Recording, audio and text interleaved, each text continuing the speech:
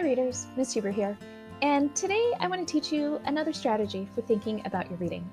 And one of the things I know is at the start of any text, it's really easy to lose yourself completely and you're like, oh, I love this book, and you keep going. You lose yourself in the characters, you lose yourself in what's going on. But today, I want you to slow down a little bit. I want you to be aware of your own thinking about the story. One way to be a more sophisticated reader is to pay attention to your own perspectives. Be alert for mirrors and windows. Well, what's a mirror or window?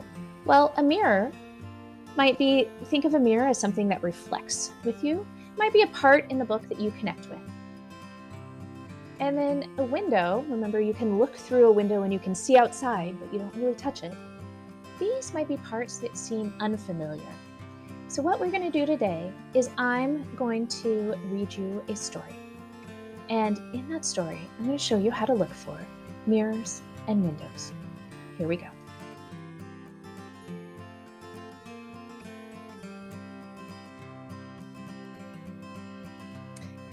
So readers, to practice this work of looking at mirrors and windows, I am going to read you an excerpt from a short story called Where I'm From by Misa Segura.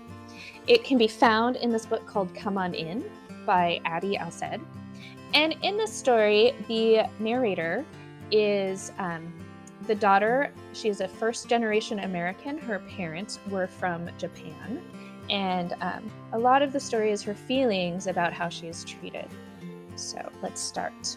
And remember, you're thinking about what is a mirror, what kind of is familiar to you, and what is a window? What's going to give you some insight into somebody else or something else that maybe you don't have experience with. Guardian Angel.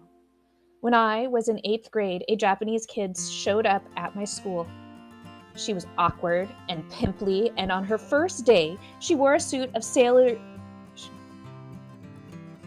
Guardian Angel. When I was in 8th grade, a Japanese kid showed up at school. She was awkward and pimply, and on her first day, she wore a sort of sailor uniform with a navy skirt and a white midi blouse with a big navy scarf tied in a bow. To top it off, her name was Miho, which is a pretty name in Japanese, but I just knew that the boys were going to ask her, "Are you a hoe?" Because that's what your name says. Miss Mintz, our homeroom teacher, pulled me aside before class and introduced us, beaming. "Eriko, I'm appointing you to be Miho's guardian angel for a few weeks," she said, and she moved my seat partner and best friend Zaina so that Miho could sit next to me instead. "I know you'll help her get acclimated and make lots of friends." How could I possibly help this girl? I didn't speak enough Japanese to be able to translate anything beyond the simplest conversational phrases.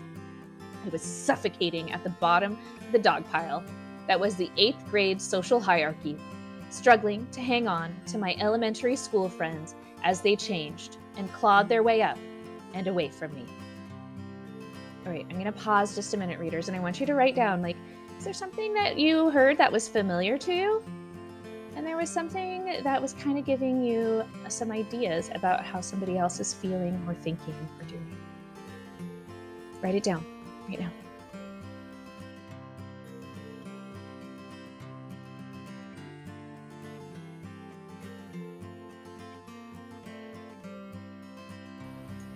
Right, readers, what are some of the things that you wrote down? These are some of the things I wrote down. Some mirrors or things that were familiar to me were like what it feels like to be a new student. Having the person assigned to you not want to show you around. And I also could relate to the narrator. I could mirror her wanting to sit by my friends instead of being assigned by a teacher to sit by somebody else. Things that were unfamiliar to me were being chosen for something because of my race. Like the narrator was chosen because her parents were from Japan. And I've also never experienced having somebody assume I speak a language that I don't. What did you write down? Were any of these things familiar or unfamiliar to you?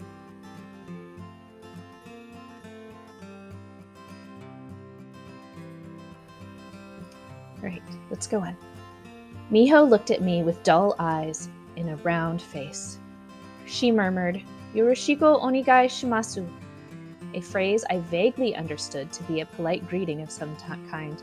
bobbed her head to me in a deferential little bow, and came over to the desk next to mine. She did another head bob at me as she sat down. Now that she was next to me, I could see that she had probably been crying earlier. I felt sorry for her. How miserable it must feel to be new, to not speak a word of English, and to have to start off in that ridiculous outfit that I was sure her mom had made her wear, with that awful name, and she wasn't even pretty. But I felt even sorrier for myself. Miho was exactly the kind of person that I feared everyone saw when they looked at me. Weird, awkward, foreign, Japanese. I could not afford to take on an anchor like Miho. With her Japanese face and her Japanese clothes and that humiliating little Japanese bowing thing she kept doing every time I looked at her. I hadn't asked to be her friend, I told myself. It wasn't fair to lump me with her just because she came from the same country as my parents. 8th grade. Sink or swim. Eat or be eaten. I endured Miho's presence next to me in class, muttering a few broken Japanese sentences to her when I absolutely had to. Once the bell rang, I cast her off and went running to Zaina and Sophie. "Oh, her?" I said. "She's Japanese. Not like me. Real Japanese people are weird. Look at her. Look at how weird she is." Let's pause again and let's add to your T-chart. What is a mirror? What parts do you connect with? What's a window?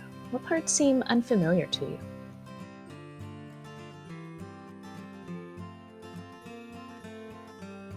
So readers, here were some of the things that I added. To the mirror side, I added, I know what it's like to feel weird and awkward. And I am ashamed to say, but I also know what it's like to say mean things about people so others might like me. But it's pretty unfamiliar to me having to be at school or work and not speak the same language or not understand the culture of the people that I'm with.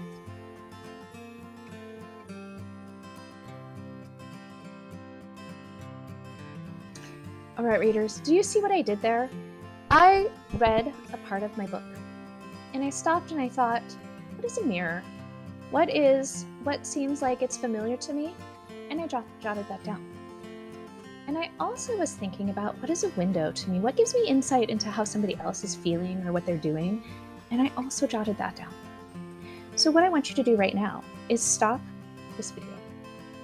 And I want you to take out your own book. And I want you to make your own chart.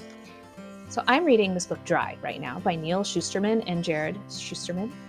And I'm thinking as I'm reading, I'm going to try this out. I'm going to see how it works in this book and see if it gives me any ideas, things I can relate to, or things I can learn. And so I'm going to start out with just a T-chart. And on one part of the T-chart, I'm going to write mirrors. And I'm going to write down, as I'm reading, just jot down quick things that seem familiar to me. And on the other side, I'm going to write down windows. And as I'm reading, I'm going to think about what's going to give me some insight, what's going to help me see what other people are thinking or feeling, or why other things are happening that maybe is unfamiliar to me. All right, readers, I'm looking forward to seeing what you do. Go read. Bye.